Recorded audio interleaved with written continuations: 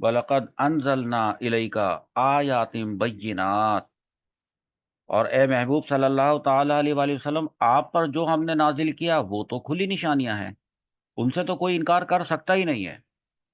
جو قرآن ہم نے آپ پر نازل کیا اور اس قرآن میں ہم نے جو بیان آپ پر نازل کیا، وہ تو آپ کی طرف کھلی اور روشن نشانیاں ہیں۔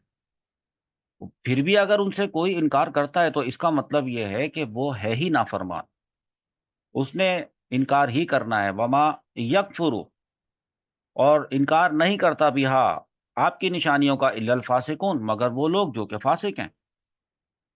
او کلما عاہدوا عہدا، اور جب کبھی، اور حمزہ استفہامیہ ہے کہ کیا جب کبھی، کلما جب کبھی، عاہدوا ان لوگوں نے کوئی عہد کیا، عہدن کوئی عہد ہے، عہدن نبذہ فریق منہم، تو ان میں سے ایک فریق نے تو اس کو پھینک دیا پیچھے، اس سے روگردانی کی۔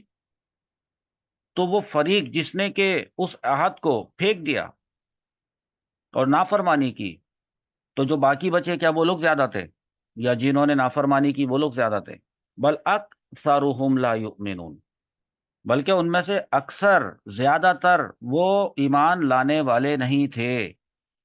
ولما جاءہم رسول من عند اللہ، اور پھر جب ان کے پاس رسول آئے اللہ رب العزت کی طرف سے، صلی اللہ تعالیٰ علیہ وآلہ وسلم آئے، من عند اللہ اللہ تعالیٰ کی طرف سے، مصدقون تصدیق کرنے والے، لما معاہم اس کتاب کی بھی، ان کتابوں کی بھی جو ان کی کتابیں تھیں، تو نبذ فریق من الذین اوتوا الکتاب،